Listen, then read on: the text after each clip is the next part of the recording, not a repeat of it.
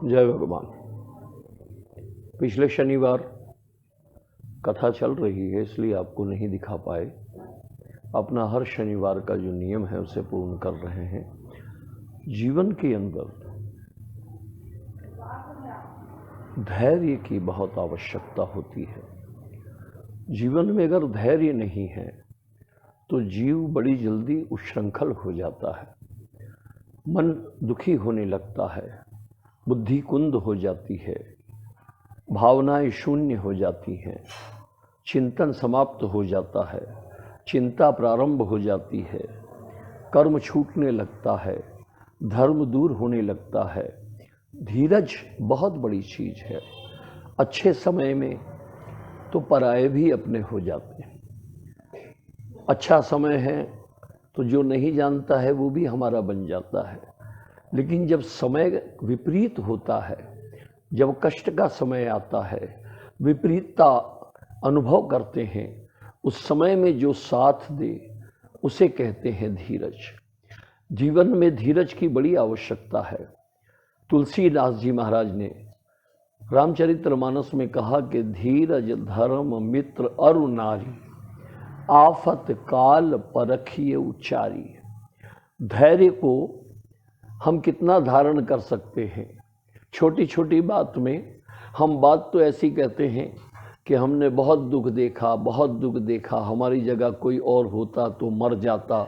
तो विचार करो कि हम क्यों नहीं मरे। समझने की बात यह है कि छोटी छोटी बातों में दुखी होने वाला जीव नहीं। धैर्य को धारण करना और धैर्य के साथ में धर्म के अनुकूल बने रहना, धर्म का साथ, धर्म भी आपत्ति काल के अंदर परीक्षा होती है। हमारी निष्ठा परमात्मा में कितनी है, हमारा भाव अपने गुरु में कितना है, हमारी श्रद्धा अपने परमात्मा में कितनी है, हमारा भाव हमारे गुरु में कितना है, हमारा चिंतन कितना है, और हम कहाँ तक किसी कष्ट को सहन करने में समर्थ हैं। विश्वास कीजिए, अगर जीवन में दुख आता है तो वहाँ भी भगवान हमारी मदद करता है।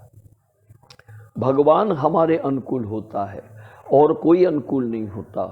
परमात्मा इतना अनुकूल होता है कि दुख आने के पहले, पीड़ा आने के पहले, कष्ट आने के पहले, रोग आने के पहले वो हमें सहन करने की शक्ति प्रदान करता है। ईश्वर के भजन की विशेषता केवल ये, ईश्वर के स्मरण की विशेषता ये, परमात्मा के चरणों से जुड़ने की खूबी ये है कि बड़े से बड़े दुख को सहज साधारण भाव से हम सहन कर लें और वो दुख निकल जाए।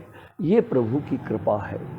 परमात्मा की शरण में जो जाते हैं, गुरु शरण में जो जाते हैं, ईश्वर की शरण में जो जाते हैं, जो ईश्वर से अपना संबंध जानते हैं। ईश्वर केवल आपत्ति के अंदर याद करने की चीज नहीं है। बुखार आया तो गोली खाई, ऐसा ईश्वर का काम नहीं है। ईश्वर निरंतर हमारे मन में, चित्त में, बुद्धि में, हृदय में, वाणी में, कान में, नेत्र में निवास करे, परिवार में निवास करे और परिवार के अंदर एक सामंजस्य बना रहे, एक दूसरे के प्रति सद्कर्म और सद्भाव रखें। ये मनुष्य का धर्म है। तो धर्म का परित्याग और धर्म का परिचय भी आपत्ति काल में होता है। तो धीरज, धर्म, मित्र, चलते रास्ते बहुत सारे दोस्त बन जाते हैं, बहुत मित्र होते हैं। बड़ी बड़ी बातें, तेरे को ज़रूरत पड़ेगी ये कर दूंगा, तेरे को ज़रूरत पड़ेगी वो कर दूंगा, कहने वाले बहुत मिलते हैं। लेकिन जब जीवन में ज़रूरत आती है उस समय में कौन हमारा सहभागी है, कौन हमारा साथी है, कौन हमारा मित्र है, इस बात का परिचय मालूम पड़ता है। कौन कितना साथ देने को तैयार है।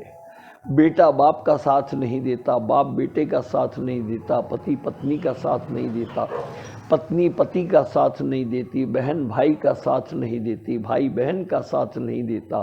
अपने स्वार्थ के अंदर सब पड़े रहते हैं, क्योंकि सुर नर मुनि जन सब की यह रीति, और स्वार्थ लागी करही सब प्रीति। इन सब का प्रेम जो दिखा रहे हैं वो स्वार्थ का, एक परमात्मा, एक धर्म, एक धैर्य, ये निश्चल प्रेम है। पत्नी का ये निश्चल प्रेम है, जिसने अपना सर्वस्व आपको समर्पित किया। वो धीरज आपत्ति काल के अंदर भी आपके साथ जुड़ी रहती है। इसलिए धीरज, धर्म, मित्र और नारी, ये चारों की परीक्षा आपत्ति काल में होती है। और आपत्ति काल नहीं आएगा ऐसा नहीं कहा जा सकता।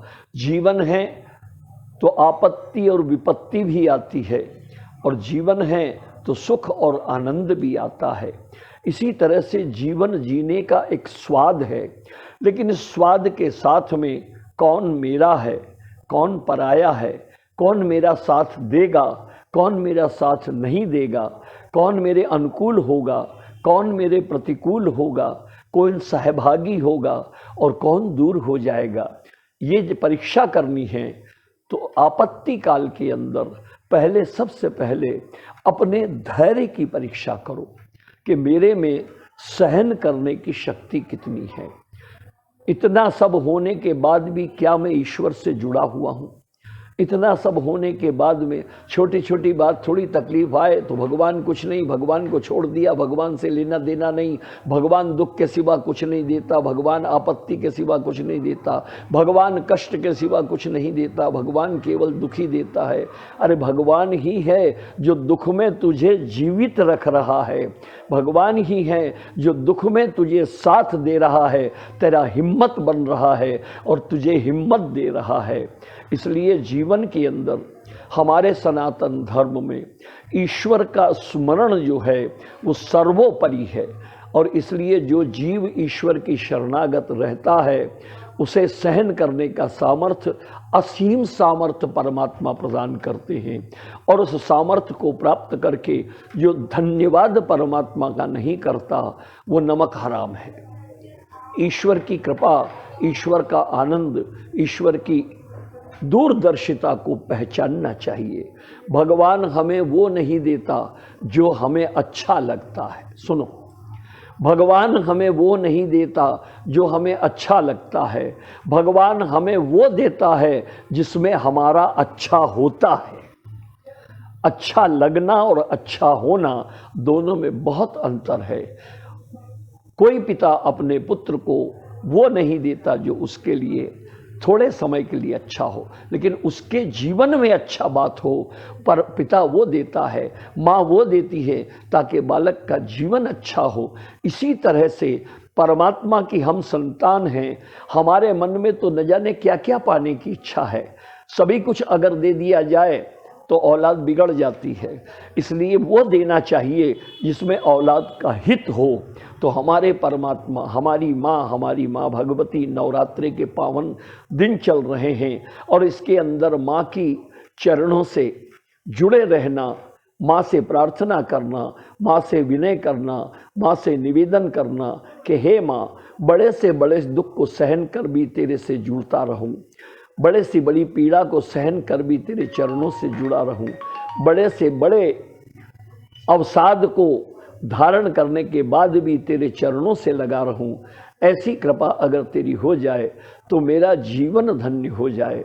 और तू इतनी कृपा कर, क्योंकि माता माँ होती है, माँ कुमाता नहीं होती, पूत कपूत होता है।